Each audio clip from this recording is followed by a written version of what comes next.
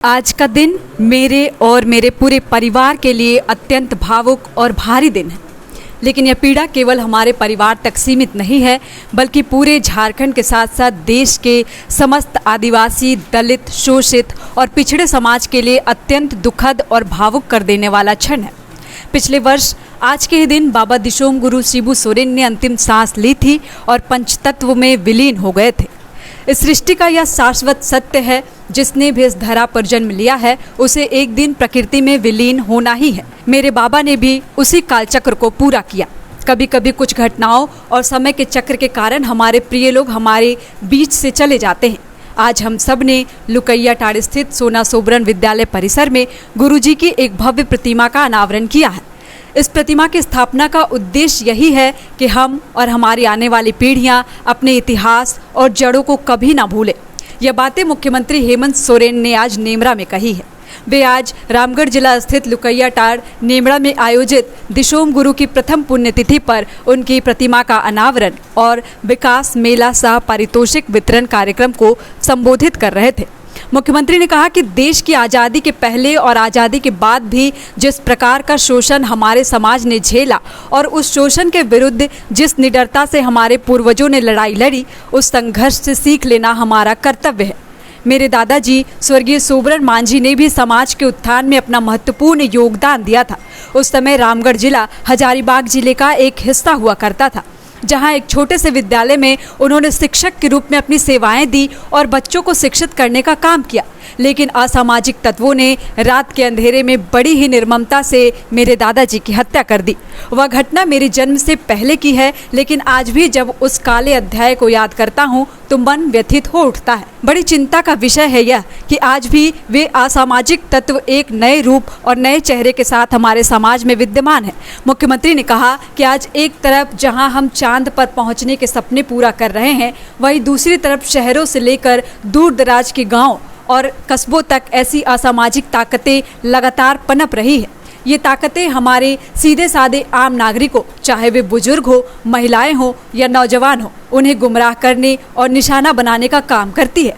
मुझे लगता है कि इस समस्या का एक ही स्थायी समाधान है, हमारी अटूट एकजुटता और एक दूसरे के प्रति आपसी सम्मान। जब तक हम आपस में सम्मान और भाईचारे का भाव नहीं रखेंगे, तब तक हम छोटी छोटी बातों पर आपस में लड़ते रहेंगे। इसलिए आपसी भाईचारे का भाव और मानवीय भावना जागृत करनी होगी।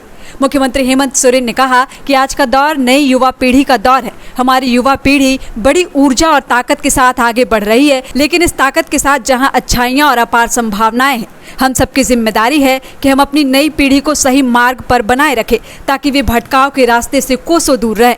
उन्होंने कहा कि आज आदरणीय गुरु जी के विचार और आदर्श केवल उनकी जन्मस्थली, पंचायत या गांव तक सीमित नहीं है, बल्कि पूरे राज्य भर व देश में आज उन्हें बड़े आदर और श्रद्धा के साथ याद किया जा रहा है। मुख्यमंत्री हेमंत सोरेन ने कहा कि बारिश का मौसम होने के बावजूद आज पूरे राज्य भर में गुरु जी की याद में लोग स्वतः स्फुट एकत्र हो रहे हैं। राजनीतिक दलों से ऊपर उठकर हर जिले में समाज के लोग एकजुट हो रहे हैं।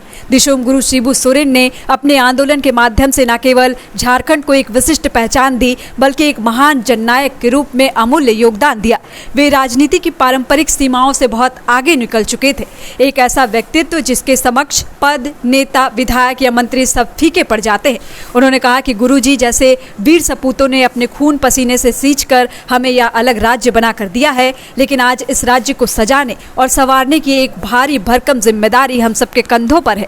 एक जिम्मेदार सरकार होने के नाते हमारा यह निरंतर प्रयास है कि राज्य के अंतिम व्यक्ति तक सरकार की आवाज और सुविधाएं पहुंचे और आपकी आवाज सीधी सरकार तक आए। हम सब मिलकर राज्य के उज्जवल भविष्य के लिए बेहतर क्या हो सकता है, इसका मार्ग प्रशस्त करें। मुख्यमंत्री हेमंत सोरेन ने यह भी कहा कि पूर्व में हम सब यहां अमर शहीद सोबरन मांझी की याद में एकत्र होते थे, लेकिन अब आदरणीय गुरु जी के सम्मान में भी हम सब यहां निरंतर जुटेंगे। हमारा पैतृक गांव नेमरा यहां से बिल्कुल समीप ही है, जहां आदरणीय गुरु जी का जन्म हुआ था। चूंकि इतने सारे लोगों को उस छोटे से गांव में समायोजित करना कठिन था, इसलिए आप सबों के लिए इस स्थल को चिन्हित किया गया ताकि आने वाले समय में हम बड़ी से बड़ी संख्या में यहाँ जुट सके और महान नायकों को याद कर सके और उनकी प्रेरणा को आगे बढ़ाने का संकल्प ले।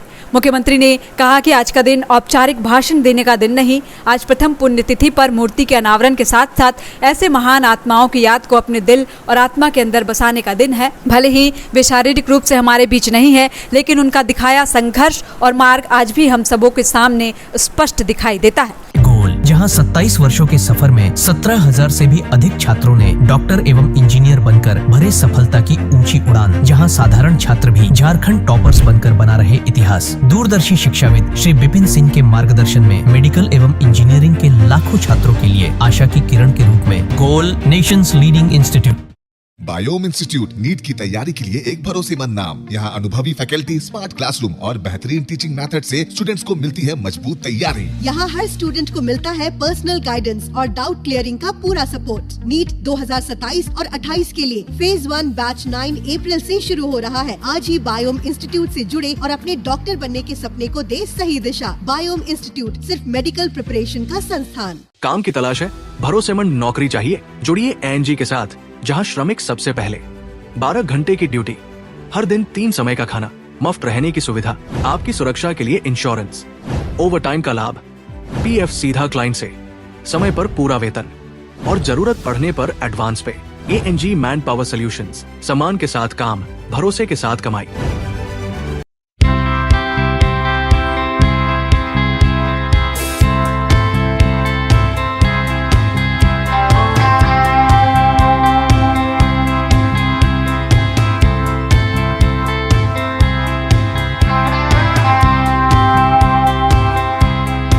thefollowup.in.